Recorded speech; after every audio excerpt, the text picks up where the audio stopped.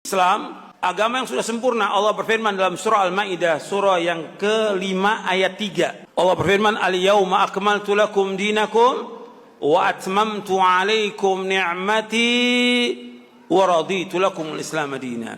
Pada hari ini aku sempurnakan bagimu agamamu, aku telah cukupkan nikmatku atasmu, dan aku ridho Islam menjadi agama bagimu. Sempurna agama Islam yang dibawa oleh Nabi Muhammad SAW sudah sempurna, nggak boleh ditambah, nggak boleh dikurangi. Makanya dikatakan oleh Ibnu Katsir, tidak ada agama kecuali agama yang dibawa oleh Nabi Muhammad SAW. Nggak ada syariat kecuali syariat yang dibawa oleh Nabi Muhammad SAW. Kata Ibnu Abil Izz Al-Hanafi, tidak ada tarekat kecuali tarekat yang dibawa oleh Nabi Muhammad SAW. Dan tidak ada hakikat kecuali hakikat yang dibawa oleh Nabi Muhammad SAW. Sempurna agama Islam ini. Nggak boleh kita tambah, nggak boleh kita kurangi. Makanya Nabi Muhammad SAW meninggalkan agama Islam ini dalam keadaan putih bersih, malamnya seperti siangnya. Kalau orang menyimpang dari yang putih bersih ini, pasti dia akan binasa. Kata Nabi Muhammad SAW dalam hadis yang diriwayatkan oleh Imam Ibnu Majah dan Ibnu Abi Asim dalam kitabnya As-Sunnah. Kata Nabi SAW, "Taraktukum ala mithlil bayda, lailuha kanahariha, la yazigu anha ba'di illa halik." Kata Nabi, aku tinggalkan agama Islam ini kepada kalian dalam keadaan putih bersih, malamnya seperti siangnya, tidaklah menyimpang dari yang putih bersih ini, melainkan orang itu pasti binasa.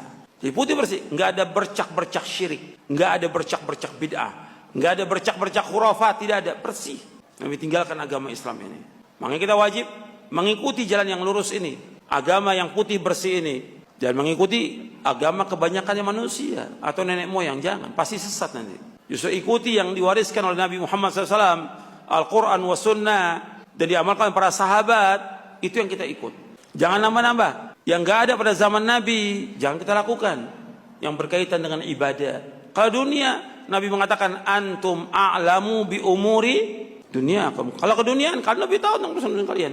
Mau bikin mobil, mau bikin pesawat, mau bikin komputer, kalian lebih tahu tentang dunia. Tapi kaitan dengan ibadah, harus ada contoh. Orang mengadakan puasa tertentu, umpamanya puasa mutih. Ada nggak itu di Indonesia? Ada. Mana keterangannya? Ini ibadah. Dalilnya ada apa enggak? Ada orang mengadakan sholat beberapa hari yang lalu, malam nisfu Sya'ban. Mana dalilnya? Ini ibadah. Yang dikatakan sholat alfiyah, 100 rakaat, setiap rakaat baca 10 surah Al-Ikhlas. Maka dikatakan 1000, alfiyah, alf 1000. Mana dalilnya? Ini ibadah. Atau mengadakan cara-cara salawatan tertentu, rame-rame. Ini ibadah. Kalau ibadah, yang ditanya apanya? Dalilnya. Contohnya ada atau tidak. Ini ibadah. Nggak bisa orang mengadakan suatu dalam ibadah. Karena apa? Nabi sudah jelaskan. Yang membawa manusia ke sorga, Nabi sudah jelaskan. Yang membawa manusia ke neraka, Nabi sudah jelaskan. Sampai dikatakan oleh Nabi Muhammad SAW, "Ma baqiya syai'un yuqarribu minal jannati wa yuba'idu minan nari illa wa qad buyyina lakum." Kata Nabi SAW, tidak tersisa sedikit pun dari agama Islam ini. Artinya aku sudah jelaskan semuanya. Yang membawa manusia ke surga aku sudah jelaskan. Yang membawa manusia ke neraka aku sudah jelaskan. Lengkap semuanya. Ini hadis sahih diriwayatkan oleh Imam At-Tabrani dalam kitabnya Al-Mu'jamul Kabir dari sahabat Abu Dzar radhiyallahu anhu. Kemudian di dalam riwayat yang lain juga disebutkan bahwa Nabi sudah ingatkan kepada kita tentang kesempurnaan agama ini. Sampai pernah Salman Al-Farisi, Salman Al-Khair, ditanya oleh kaum musyrikin, apakah Nabi kamu mengajarkan kepada kamu segala sesuatu sampai tentang tata cara buang air? Dijawab oleh Salman, ajal. Iya, itu na'am. Hadis ini sahih riwayat Muslim. Iya, artinya Nabi mengajarkan kepada kami semua sampai tentang tata cara buang air.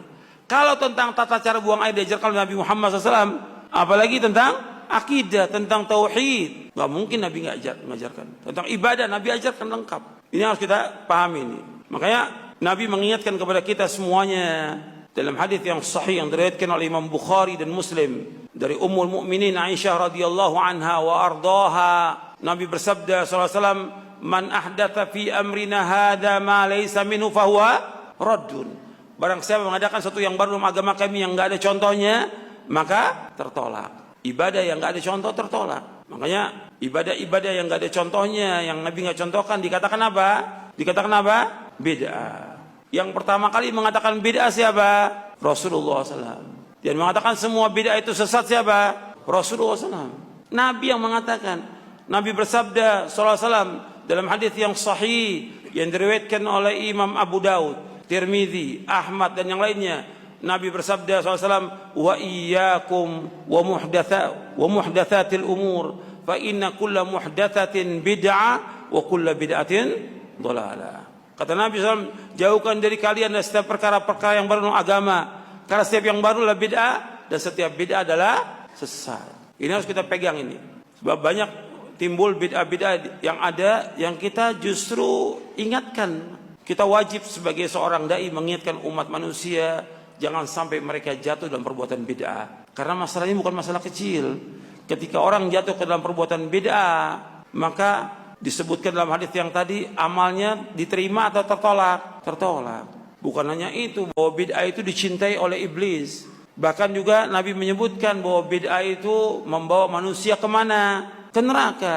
Dalam hadis yang diriwayatkan oleh Imam Nasa'i dari sahabat Jabir bin Abdullah radhiyallahu an, Nabi bersabda, "Kullu bid'atin dhalalah wa kullu dhalalatin finnar." Setiap bid'ah itu sesat dan setiap kesesatan tempatnya di neraka. Nabi yang mengatakan semua bid'ah sesat dan semua kesesatan tempat neraka. Nabi SAW mengatakan. Hadis ini sahih, diriwayatkan oleh Imam An-Nasa'i dalam sunannya.